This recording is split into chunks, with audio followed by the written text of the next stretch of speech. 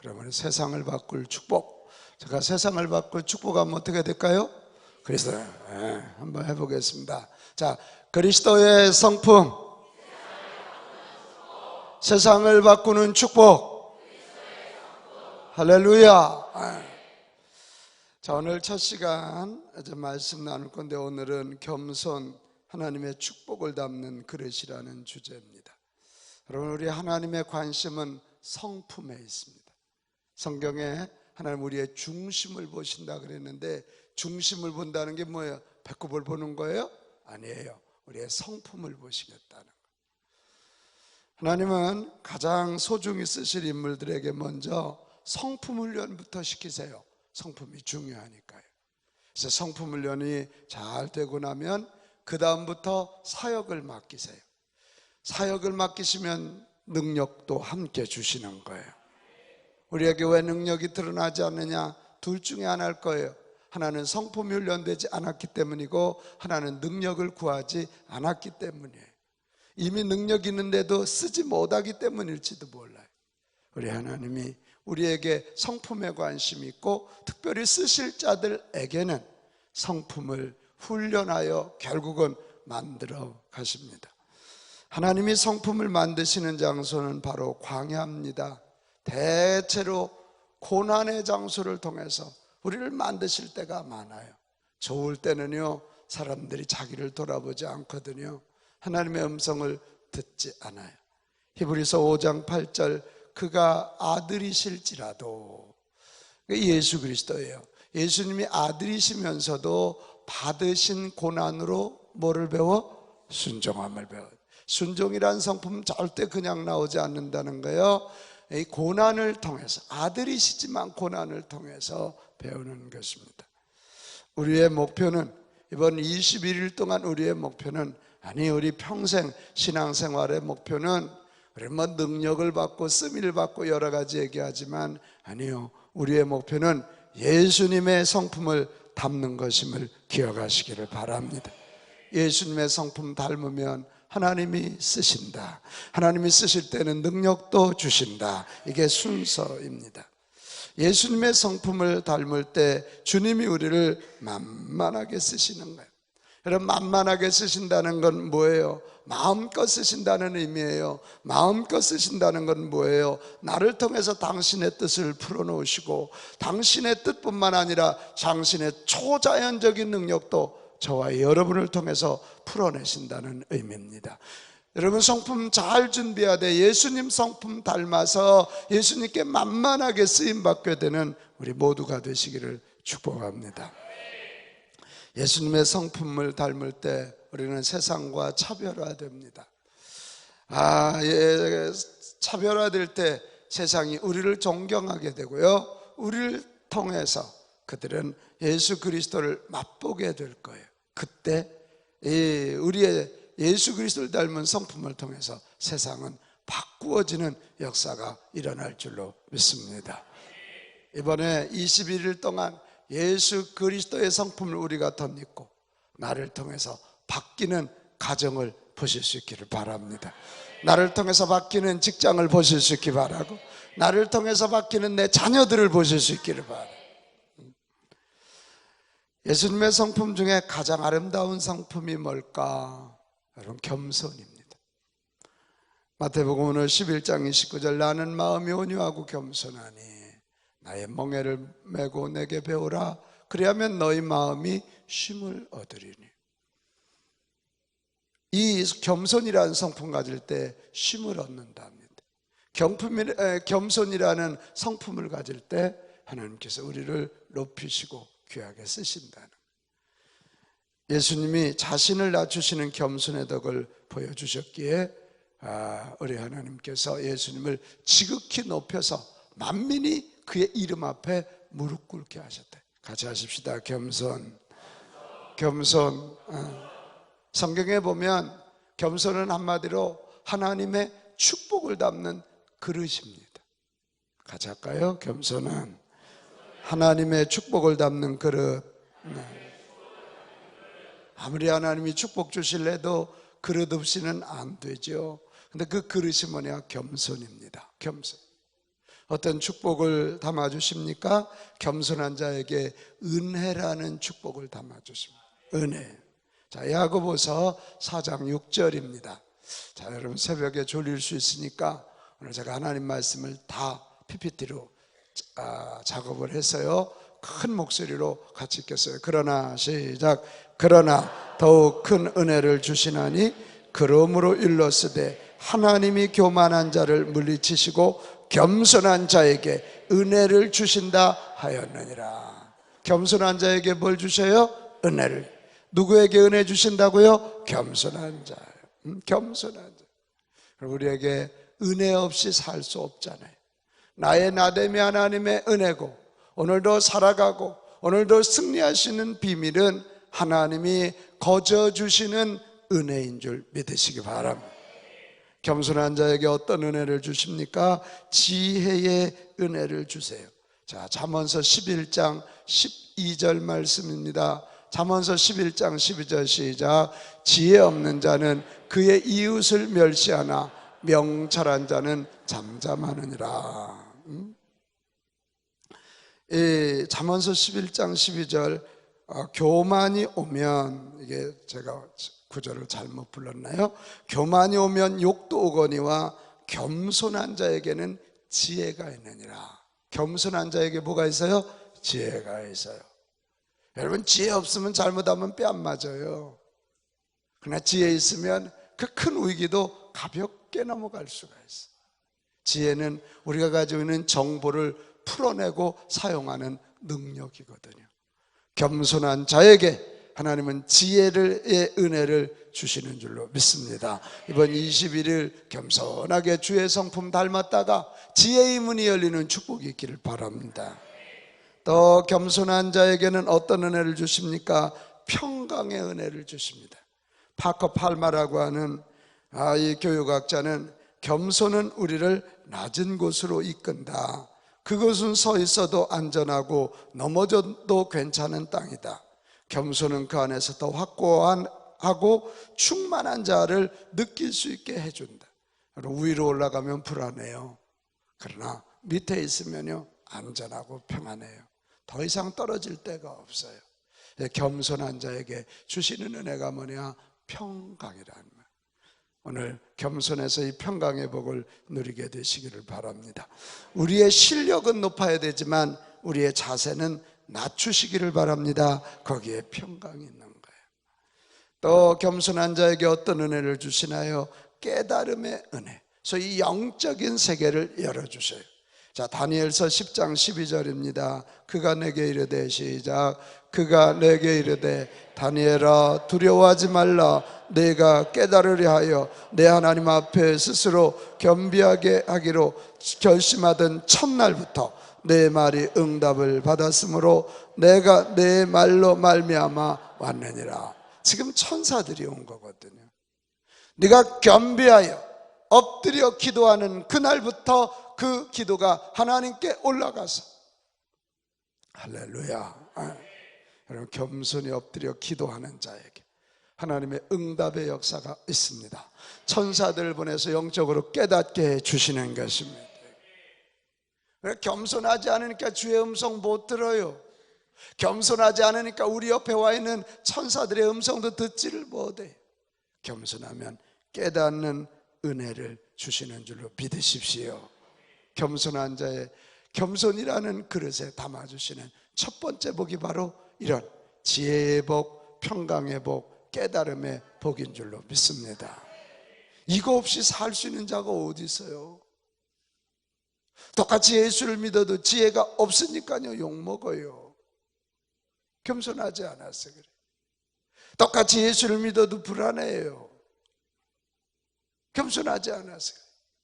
똑같이 예수를 믿어도 영적인 깨달음이 없어요. 무릎을 꿇지 않으니까 하나님의 음성이 들리지 않기 때문에 그래요. 여러분, 겸손은 축복을 담는 그릇일진데 이 하나님의 은혜의 축복이 꼭 담기기를 바랍니다.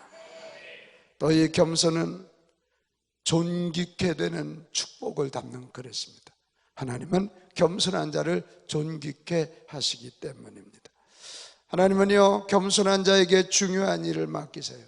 구약 성경에 보면 우시야 왕이라는 왕이 나와요. 이 우시야 왕이 처음 시작할 때 16살 때는 겸비했다 그랬어요. 겸손했다 그랬어요.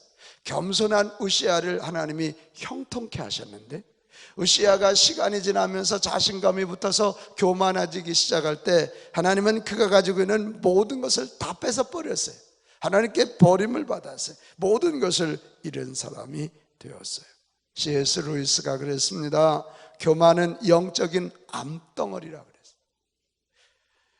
그것은 사랑이나 자족하는 마음, 심지어 상식까지도 갉아먹는다 그랬어요. 여러분, 겸손해서 정말 하나님께 중요한 일을 맡는, 그래서 결국은 존귀해지는 자들이 되시기를 축복합니다. 자, 베드로전서 5장 6절입니다. 베드로전서 5장 6절 시작. 그러므로 하나님의 능하신 손 아래에서 겸손하라. 때가 되면 너희를 높이리라. 아멘. 겸손하면 때가 되면 하나님이 우리를 귀중한 곳에 사용하시고, 귀중한 곳에 사용하여 결국은 높여주십니다. 겸손. 어떤 사람은 안 높여준다고 자꾸 투덜대요. 아니, 겸손하게 엎드려서 겸손하게 주 앞에, 사람 앞에 엎드리면 하나님 때가 되면 높여주신다. 아멘. 그럼 바로 그런 거예요. 여러분, 존귀케 해주시는 이 축복을 겸손이라는 그릇에 꼭 담읍시다. 담아야 돼. 하나 더 있어요. 하나님은 겸손한 백성 위에 부흥의 축복을 내려주세요. 무슨 축복? 부흥입니다. 겸손한 자가 누리는 가장 큰 축복은 하나님의 동행이거든요. 하나님이 동행하여 주시니 치유가 일어나요. 하나님이 동행하여 주시니 능력이 나타나기 시작해요. 그래서 부흥이 일어나는 거예요. 자, 역대하 7장 14절입니다. 내 이름으로 시작. 내 이름으로 일컫는 내 백성이 그들의 악한 길에서 떠나 스스로 낮추고, 이게 겸손이에요. 기도하여 내 얼굴을 찾으면 내가 하늘에서 듣고 그들의 죄를 사하고 그들의 땅을 고칠지라. 대한민국이 하나님의 손에 의하여 고침받고 다시 소생하고 부흥하려면 겸손히 하나님 앞에 엎드려야 된다. 아멘. 엎드려야 돼. 그때 하나님이 땅을 고쳐주신다는 거예요. 혹시 여러분 가정에 밭이, 가정의 땅이 자꾸 막 부부끼리 부딪히고요, 부모 자식 부딪히면 겸손이 없어서 그래요. 어제 저녁에 우리 추혜정 성도님이 간증했어요. 내가 상계교회 나와서 예수 믿고 내가 회개하고 겸손의 눈물을 흘렸더니 자녀들이 변화되더라. 자녀들이 교회 나오고 자녀들이 캠프 가서 성령의 기름 부으심 받고 방언이 터지고, 그렇게 엄마 공격하던 그 자녀들이 변화돼요. 어제 그 간증을 했어요. 겸손할 때, 내가 겸손하면 나를 통해서 우리 가정의 땅이 치유될 것입니다. 우리 상계교회가 겸손할 때 이 지역이 고쳐지는 역사가 일어날 것입니다. 그래서 하나님이 오셔서 동행하시니 결국은 소생의 축복, 부흥의 축복이 나타나게 되는 것입니다. 이사야서 57장 15절 이 끝부분에 보면 뭐라고 되어 있어요? 이는 겸손한 자의 영을 소생시키며 통회하는 자의 마음을 소생시킨다. 여러분, 이것이 부흥 아닙니까? 오늘 하루도 우리 겸손하게 살아서 소생되고 21일 동안도 겸손한 성품을 덧입어서 예수님의 가장 아름다운 성품 겸손을 덧입어서 소생하고 부흥하는 복들이 있게 되시기를 바랍니다. 우리 잠언서 22장 4절로 한번 가볼까요? 자, 같이 읽습니다. 시작. 겸손과 여호와를 경외함의 보상은 재물과 영광과 생명이니라. 이게 부흥이잖아요. 이게 부흥이, 이게 하늘의 신령한 은혜와 땅에 기름진 축복이 같이 임하는 재물이 있습니다. 아멘. 재물이, 겸손한 자에게 재물이 주어집니다. 겸손한 자에게 영광이 주어집니다. 겸손한 자에게 생명이 주어져. 이게 부흥입니다. 이게 부흥. 오늘 겸손이 바로 하나님의 은혜를 담고, 아멘. 하나님의 은혜를 담는 거예요. 겸손은 하나님이 존귀케 하시는 축복을 담는 거예요. 겸손은 부흥을 담는 축복의 그릇임을 꼭 기억하고, 저와 여러분 모두가 겸손한 자, 이 겸손의 성품을 꼭 덧입게 되시기를 축복합니다. 자, 그러면 겸손이 이렇게 축복을 담는 그릇이라면 도대체 겸손이 뭘까? 도대체 겸손이 뭘까? 여러분, 겸손은 자기를 낮추는 거예요. 자기를 낮추는 거예요. 자, 시작. 겸손은 자기를 낮추는 것입니다. 빌립보서 2장 8절, 우리 예수님이 잘 보여주셨어요. 사람의 모양으로 나타나서, 예수님은 하나님의 아들이십니다. 그런데 사람의 모양으로 나타나서 자기를 부하시고 낮추시고, 어떻게? 죽기까지 복종하셨으니 곧 십자가에 죽으심이라, 이것입니다. 자기를 낮춘다는 건요, 자기를 비우는 거예요. 자기를 낮춘다는 건요, 무릎을 꿇는다는 거예요. 겸손히 무릎 꿇고 기도하는 거예요. 아멘. 우리 이런 식당이나 카페에 가도 정말 와서 그 서빙하는 사람이 뭐 먹을 거야? 이러면 우리 밥맛 없잖아요. 딱 무릎을 꿇고 와서 뭘 하시겠냐. 기분이 괜히 좋아지잖아요. 이게 겸손은 무릎 꿇는 거예요. 겸손은 무릎 꿇고 기도하는. 그래서 다 여러분 성경에 보면 위대한 영적 거장들은 무릎을 꿇고 기도하는, 무릎을 꿇고. 여러분도 이번 21일 동안 기도하는 중에 정말 내가 한번 무릎 꿇고 겸손히 한번 기도해 보겠다, 여러분들 여기 방석도 준비되어 있고 이 앞자리 다 있으니까 나와서 무릎 꿇고 한번 자기를 낮추는. 여러분, 몸이 낮아지면 마음도 낮아지는 거예요. 겸손은 자기를 낮추는 것입니다. 자기를 낮춘다는 건 하나님을 높이고 다른 사람을 높이는 일인 줄 믿으시기 바랍니다. 또 겸손은 자기 위치를 지키는 거예요. 예수님은 끝까지 아들의 자리를 지키셨어요. 하덕규의 노래 중에 세상의 모든 풍경 중에서 가장 아름다운 풍경, 모든 것이 제자리로 돌아가는 풍경, 이런 말이에요. 자기 자리를 지키는 게 겸손이에요. 아들놈이 애비 노릇하는 거 안 겸손이에요. 그거. 아버지를 우습게 여기는 거 그거 안 겸손. 겸손은 자기 자리를 지키는 거예요. 하나님이 하나님 되시도록 그 위치를 인정해드리고, 인간은 인간으로서의 위치를 지키는 것, 영적 질서를 지키는 것, 그것이 겸손.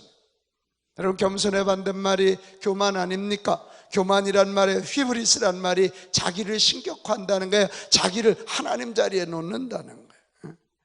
C.S. 루이스가 교만은 영적인 암이다. 이 암, 영적으로 고치기 힘든 게 교만이라. 교만은 자기 자리를 놓쳐버리는 것입니다. 여러분, 겸손은 또한 자신의 역할을 아는 것입니다. 겸손은 뭘 아는 거예요? 자신의 역할을. 내가 뭘 해야 되는지. 세례요한은 자신의 역할을 잘 지킨 사람입니다. 요한복음 1장 20절, 사람들이 당신이 메시아냐 그러니까 아니라고, 나는 그리스도가 아니라. 23절, 나는 선지자 이사야의 말과 같이 주의 길을 곧게 하고 광야에서 외치는 자의 소리일 뿐이다. 나는 예수 그리스도의 앞길을 준비하는 자라는 거예요. 예수님의 겸손은 자신의 역할을 하시고 그 역할을 완성하는 데서 절정에 이르게 됩니다. 하나님의 뜻을 이루기 위하여 오셨고, 잃어버린 자를 찾아 구원하기 위해서 오셨고, 대속물로 오셨음을 알고 그 역할을 충실히 다. 그럼 이게 쉽지 않아요. 조금 하다 보면 익숙해지면 자기 본분 잊어버리고 자기 자리 잊어버리고 남 자리로 자꾸 올라가요. 그거 아니거든요. 근데 예수님은 끝까지 내가 대속물로 왔으니, 대속자로 아들로 왔으니 끝까지 하나님 아버지 앞에 순종의 역할을 감당해내신 거예요. 마지막에 여러분, 겸손은 자신의 한계를 아는 거예요. 나의 한계를 아는 거예요. 같이 합시다. 겸손은 자신의 한계를 아는 것입니다. 하나님은 자신의 한계를 모르는 교만한 사람을 무섭게 다루십니다. 사도행전 12장에 보면 헤롯 임금이 어떻게 해요? 나가서 왕복을 입고요, 연설을 했더니 사람들이 와, 아부하는 사람들이 신의 소리입니다, 이렇게 막 얘기했어요. 그때 이 헤롯 임금이 본인도 착각합니다. 자기가 신이라고 착각을 해요. 교만해져. 그때 하나님은 헤롯 임금을 쳐요. 벌레를 먹어, 충을 먹어 죽게 만듭니다. 여러분, 자기의 가능성과 함께 자신의 한계를 아는 것이 겸손이에요. 오늘 이 시대가 왜 말세가 자꾸 왔냐 그러냐? 인간들이 인간의 한계를 알지 못하고 자꾸 하나님에게 도전한다. 하나님의 창조 질서에 도전하는 거예요. 동성애가 왜 무서운 거예요? 이 창조 질서에 도전하기 때문이에요. 왜 가정이 깨져요? 아내가 남편의 이 머리됨에 대해서 도전하는 거예요. 남편들이 머리로서 이 역할, 자기의 한계, 이것을 지키지 않아요. 그러니까 가정이 깨지. 왜 교회들이 그렇게 분란이 많은 거예요? 자신의 한계, 자신의 역할, 이거 잘 모르는 거예요. 그러니까 깨지는 거예요. 겸손이란 자신이 할 수 있는 것을 자신이 할 수 있지만 해서는 안 되는 걸 안 할 줄 아는 절제가 겸손이에요. 할 수는 있지만 해서는 안 되는 건 안 하는 절제, 그게 겸손이에요. 하나님이 금하신 것은 금하는 거예요. 그게 겸손이에요. 하나님이 하지 말라면 안 하는 거예요. 우리는 칭찬을 들어도 우리 자신의 정체성 망가가지 않게 되시기를 바랍니다. 우리가 자꾸 칭찬을 들으니까 막 너무 자신의 한계를 벗어나는 거예요. 그러면 안 돼. 사랑하는 여러분, 하나님은 겸손한 자를 좋아하시는데 많이 좋아하신다는 사실을 기억하시기를 바랍니다. 하나님은 오늘도 저와 여러분이 겸손한지를 지켜보고 계시는 거예요. 지켜보고 계세요. 누가 겸손할 수 있다 그랬어요? 사실은요, 하나님을 온전히 경외하는 자. 그래, 잠언서에 보면 하나님을 경외한단 말과 겸손이 항상 동격으로 나와요. 하나님을 경외하는 자만이 자신의 한계를 알아요, 자신의 위치를 알아요, 자신의 역할을 알아요, 그리고 자신을 낮추어요.